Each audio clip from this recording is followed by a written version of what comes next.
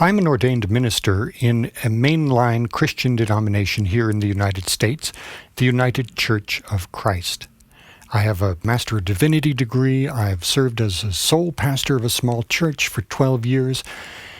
And I'm outing myself to you this way because I want you to understand where I'm coming from.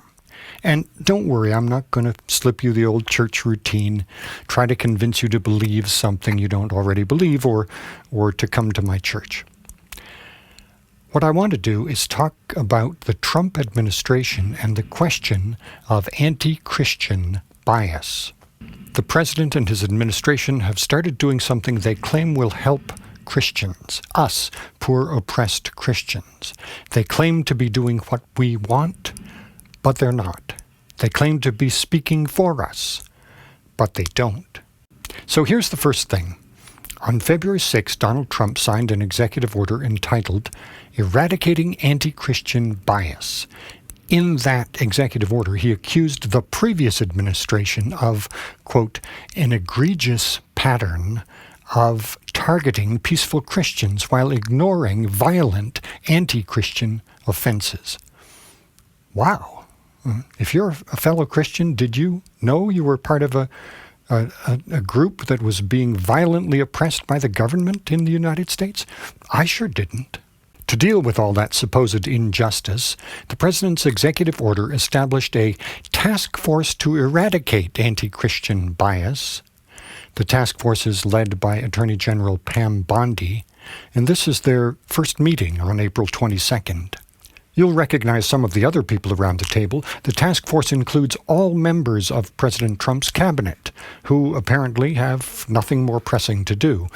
They all nod and smile appreciatively while Pam Bondi repeats a bunch of claims from the president's executive order, like these ones. The president is right. Biden's Department of Justice abused and targeted Christians.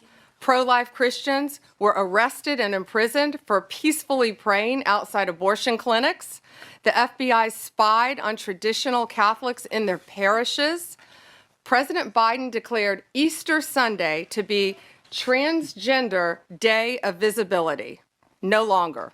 Listening to the Attorney General speak there, you might get the impression that all Christians are eagerly awaiting the chance to ostracize trans people and to march on abortion clinics.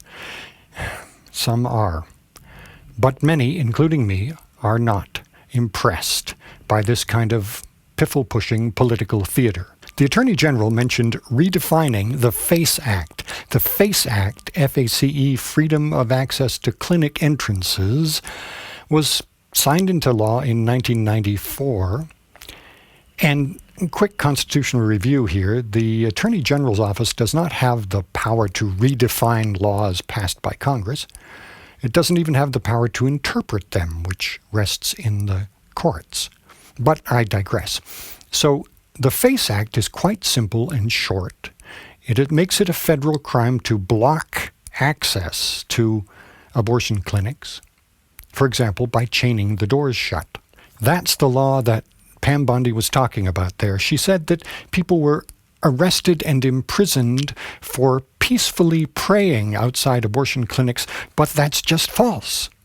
They weren't arrested for praying or even for protesting. They were arrested for blocking the doors. And I see nothing anti-Christian about enforcing that law. Then there's that nonsense about the Transgender Day of Visibility.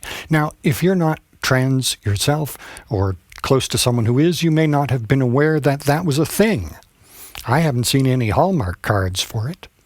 But the Transgender Day of Visibility has been celebrated internationally on March 31st for the past 15 years. Last year, Easter Sunday happened to fall on the Transgender Day of Visibility, but to characterize that as an attack by Joe Biden on Christianity is just nonsense. And even if Joe Biden had chosen Easter Sunday for the Trans Day of Visibility, what would be anti-Christian about that? On the contrary, I would say that welcoming everyone, regardless of their gender identity or expression, is exactly the kind of loving kindness that Jesus demonstrated and taught. The Apostle Paul wrote, As many of you as were baptized into Christ have clothed yourselves with Christ. There is no longer Jew or Greek. There is no longer slave or free. There is no longer male and female, for all of you are one in Christ Jesus. That essential solidarity is something the early Christians learned from Jesus. It runs like a golden cord through all of our stories about Jesus. You know these stories.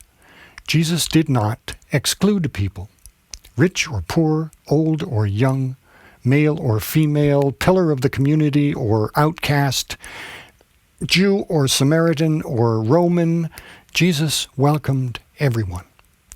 In the parable of the Good Samaritan, Jesus taught people to widen the circle of those they treated as beloved neighbors. And in the Sermon on the Plain, Luke chapter 6, Jesus said, "Do not judge, and you will not be judged. Do not condemn, and you will not be condemned. Forgive, and you will be forgiven." Would Jesus then turn a cold shoulder to trans people? It's unthinkable. And for a government to do so is contrary to the way of Jesus. For a government to erase trans people from official histories, to deny them proper passports, to deny them the chance to serve in the military, to move trans women into men's prisons, to, in so many ways, to chivvy them back into the closet, is entirely contrary to the way of Jesus. That is anti-Christian, if you like. And since the president has invited us to consider anti-Christian bias, let's start there. Yes, Mr. President, there is anti-Christian bias in our government. And as the prophet Nathan said to King David, "You are that man." This is just one thing our government is doing that, to a Christian pastor like me, seems obviously contrary to the way that Jesus demonstrated and taught. I'll be talking about more of them soon.